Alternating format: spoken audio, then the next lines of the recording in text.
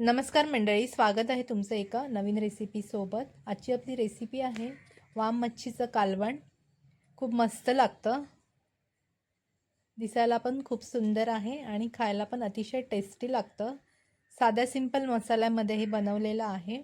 या तर मग आपण रेसिपीला सुरुवात करूया। सर्वप्रथम मी इथे एक वाम मच्छीची तुकडी घेतली आहे। त्याचे बारीक बारीक तुकडे पीस करून हे 6-7 झाले आहेत। तर त्याला मी थोडंसं मीठ आणि पाव चमचा हळद लावून व्यवस्थित मॅरिनेट करून ठेवते, जेणेकरून मीठ आणि हळद व्यवस्थित आतपर्यंत मुरली जाईल आणि मच्छीचा वास पण कमी होतो। तर एक 5-10 मिनिटांसाठी असंच ठेवून द्यायचं।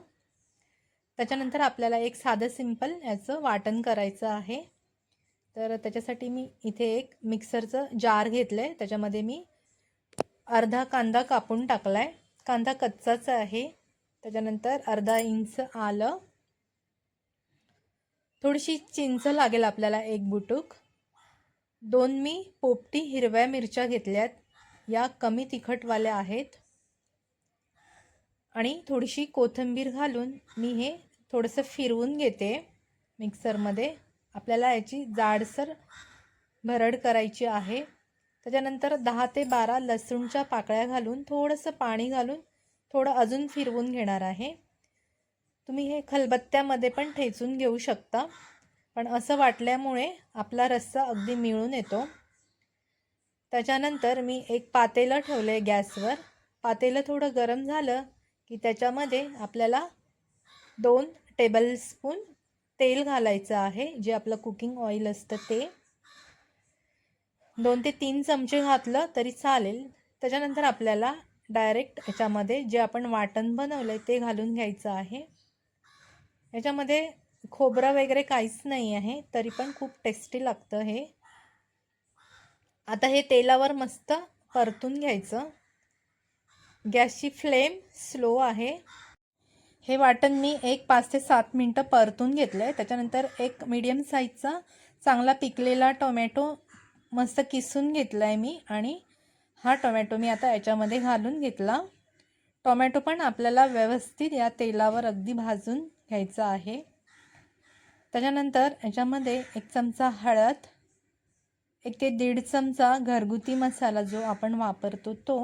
स्पेशली याच्यामध्ये आगरी मसाला जर घातला तर खूप छान होतं।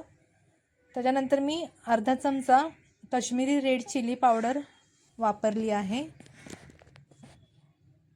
त्याच्यानंतर चवीप्रमाणे मीठ घालून छान अगदी परतून घ्यायचं हे एक परत 2-3 मिनिटांसाठी। मसाला करपू नये म्हणून याच्यामध्ये थोडंसं कोमट पाणी घालून घ्यायचं, जेणेकरून पूर्ण मसाला पण शिजला जाईल आणि मसाल्याच्या आतले फ्लेवर पण मस्त निघून येतील। आपण जो मसाला परतून घेतला आहे त्याच्यावर मस्त तेलाचा तवंग दिसत आहे, याचा अर्थ आपला मसाला मस्त फ्राय झालेला आहे। आता याच्यामध्ये आपल्याला एक ग्लास भरून कोमट पाणी घालून घ्यायचं आहे। कोमट पाणी घातल्यामुळे मसाल्याचा तवंग जो लालसरपणा येतो वरती, तो मस्त उठून येतो। थंड पाण्यामुळे तो एवढा येत नाही। आता व्यवस्थित ढवळून घ्यायचं, आणि याला उकळी आल्यावर आपल्याला फिश सोडायचे आहे। इथे मी वाम मच्छीचा वापर केला आहे, तुम्ही कुठच्याही मच्छीचा वापर करू शकता। मगाशी मी फिश जो हळद आणि मीठ लावलेला त्याला आधीच स्वच्छ धुवून घेतलेला होता, त्याच्यामुळे परत धुवायची गरज नाही। अशा प्रकारे मी याच्यामध्ये घालून घेतले। तर आता इथे झाकण लावून आपल्याला एक 5 मिनिटं मंद आचेवर उकळी आणायची आहे। चवीपुरतं मीठ घालायचं आहे। आता मस्त छान अगदी उकळी आलेली आहे रश्श्याला। हा रस्सा भातासोबत, भाकरीसोबत, भाकरी चुरून घालून ह्याच्यामध्ये खूप मस्त लागते, आणि भातासोबत पण खूप छान लागते। रस्सा खूप छान दिसतोय, हे बघा मस्त झालाय। थोडंसं मीठ लागलं की नाही ते चाखून बघायचं, प्रमाणामध्ये मीठ घालायचं।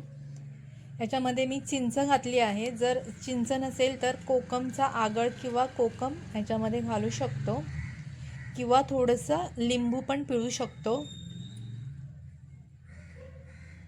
मीठ थोडंसं घालून घेतले. परत एकदा 2 ते 3 मिनिटासाठी झाकण ठेवून मस्त एक वाफ आणायची. आता आपला इथे वाम मच्छीचा रस्सा तयार आहे. खूप मस्त लागतो. गरम गरम भात आणि गरम गरम रस्सा. आपण हे असंच पण पिऊ शकतो. तर आपला रस्सा तयार झालेला आहे. कसा मस्त दिसतोय बघा. माझा पूर्ण व्हिडिओ पाहिल्याबद्दल खूप खूप धन्यवाद. Thank you so much.